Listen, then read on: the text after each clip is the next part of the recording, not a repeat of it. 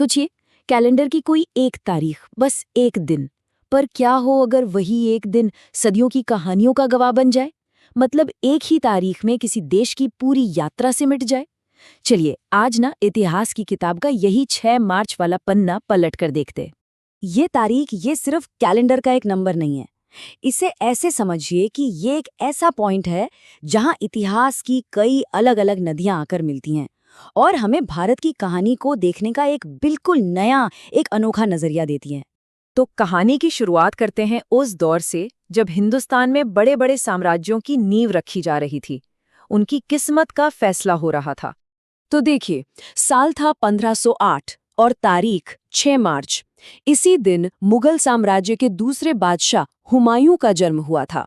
अब ये सिर्फ एक शहजादे का जन्म नहीं था, नहीं, ये एक तरह से उस विशाल साम्राज्य के भविष्य का इशारा था। वो साम्राज्य जिसने आने वाली कई सदियों तक भारत के इतिहास को एक नया मोड़ दिया।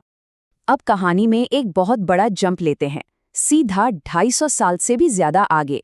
हम पहुंच गए हैं 1775 में। तारीख वही है, 6 मार्च, और इस दिन साइन हुई सूरत की संधि। देखिए कितना बड़ा कॉन्ट्रास्ट है। एक तरफ उसी तारीख को एक मुगल साम्राज्य की नींव रखी जा रही थी और दूसरी तरफ यही तारीख एक दूसरी विदेशी ताकत यानी ब्रिटिश ईस्ट इंडिया कंपनी के लिए भारत पर कब्जे का रास्ता तैयार कर रही थी। तो समझने वाली बात क्या है यहाँ? एक ही तारीख पर हुई ये दो घटनाएं और इनके बीच 267 सालों का फासला है। सोचिए, एक तरफ एक साम्राज्य का आगाज हो रहा है तो दूसरी तरफ एक और विदेशी ताकत सिर उठा रही है। ये हमें दिखाता है कि इतिहास कितनी धीरे धीरे लेकिन कितनी मजबूती से बदलता है। चलिए अब वक्त में आगे बढ़ते हैं और सीधा 20वीं सदी में चलते हैं। देखते हैं कि कैसे यही 6 मार्च की तारीख मॉडर्न इंडिया की सोच और उसकी बुनियाद को बनते हुए देख रही थी। ये कोई आम मुलाकात नहीं थी, बिल्कुल नहीं। ये दो महान विचारधाराओं का संगम था। साल 1915, तारीख वही 6 मार्च। इसी दिन महात्मा गांधी और रविंद्रनाथ टैगोर शांति निकेतन में पहली बार मिले। और जानते हैं, उन्होंने भारत की आत्मा, उसके भविष्य पर एक गहरा संवाद किया। इस एक मुलाकात में भारत की आज़ादी की लड़ाई और एक राष्ट्र के तौर पर हमारी पहचान, दोनों की सोच पर बहुत गहरा असर डाला। और अब आज़ादी के बाद के भारत की तरफ एक और तेज छलांग। साल है 1961। एक नए भारत का निर्माण हो रहा था और एक और मजबूत खंभा खड़ा किया जा रहा था। ये बहुत बड़ी बात थी। पता है क्यों? क्योंकि आज़ाद भारत अब अपनी एक आर्थिक पहचान बना रहा था और द इकोनॉमिक टाइम्स का लॉन्च इस बात का सबूत था कि देश अब इकोनॉमिक मामलों पर, यानी पैसे रुपए की बातों पर गंभीरता से सोच भी रहा है और बात भी कर रहा है। इसने पत्रकारिता और देश की आर्थिक सोच दोनों में एक नए दौर की शुरुआत कर दी।